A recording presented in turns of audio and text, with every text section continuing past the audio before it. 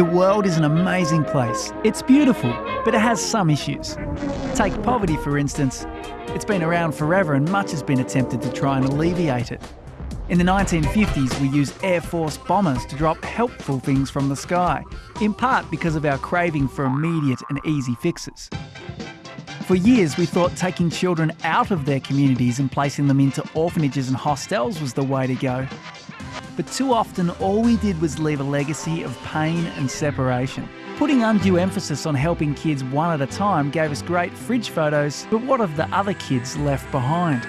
We had Live Aid held by rock stars and various groups heading overseas to paint murals and build buildings.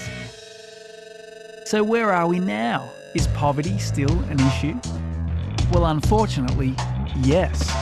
We still have over 2.5 billion people living on less than $2 a day. Women are still oppressed and kids are dying before they are 5. Education is still for the privileged and safe drinking water is still a dream for millions upon millions of people worldwide. So that all sounds fairly hopeless.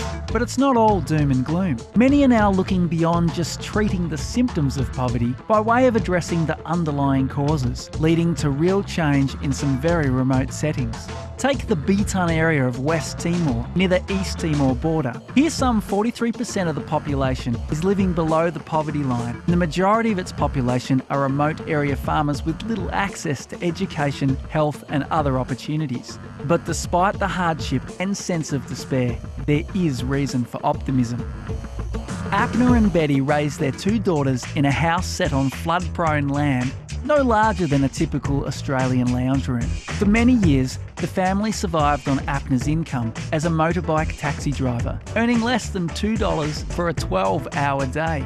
With some 75% of their income spent on food, they have been unable to make any provisions for healthcare. The children attend school, but in order to pay for the school fees, their 12-year-old daughter sells snacks before school. Many families in the area withdraw their children from school once they reach working age. And without an improved livelihood, Abner and Betty face the same prospect. Back in the day, too often we responded by taking a child from the family and placing it in an institution. Problem here is there's no change for the local community and the family's situation remains the same. It is the outsider, however well-meaning, who ends up making the calls, deciding what is best from a distance. There's little or no engagement with the community as to what they want or what they could do themselves. We've found the best approach: ideas generated from the ground, creative solutions from within. Uniting World has a long-standing partnership with the Evangelical Christian Church in Timor and now its microfinance arm TLM. A key program is cattle fattening, where a TLM farm prepares young calves to be given to the members of local village community groups. These locally led groups work together to help each other, share insights on cattle farming and seek the best possible outcomes. Abner and Betty and the other members of their local village community group were provided with small cows to fatten. With regular feeding, the cows will soon be ready for market. The profits of the sale will enable the family to cover essential education costs for the coming year, but also provide an opportunity for them as part of the community group to acquire a second loan. Whilst external expertise is sought and applied, through the local group structure, Abner and Betty are finding locally relevant and lasting solutions. Annika and Amar come from a village some 20 minutes from Bitan. A few years ago, as conflict came to their home village in East Timor, they came to West Timor as refugees and relied on the support of neighbours and family for food and housing. Too often in such situations, we may have set up a welfare program so they get a small amount of money to keep them going. Or we put cans of food in boxes and ship them over, again and again and again. The thing is, Annika could cook herself. The family don't need our food. Annika, her family and community have untapped skills, creativity and a desire to initiate and follow through on their own solutions.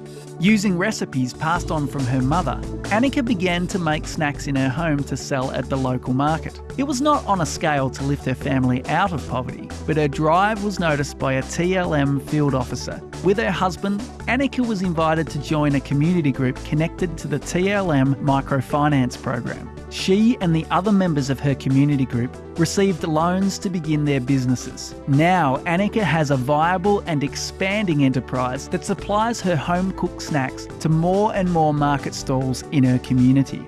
From living on less than $1 a day to earning up to $10 a day, this is one family with our support that has moved off the poverty line and now has the means to educate their 3 children and provide for their health. They are also helping others in their community to innovate and work together to build a better future. Yunes is 49 years old and married with 2 children. At his home, he supports 4 other relatives. For many years, he has struggled to provide for his family using his woodworking skills, earning just a few dollars per day. 2 years ago, he became part of a TLM community group and received his first loan of just over $1,000. With many people liking the quality of his work, and with an increased output of furniture using improved materials, he has tripled his income and is confident of his ability to cover basic health and educational expenses for his family. No offence to work parties, but here is a building project that fosters local enterprise and passes on tried and tested skills and methods in carpentry to others today and the next day and the one after that.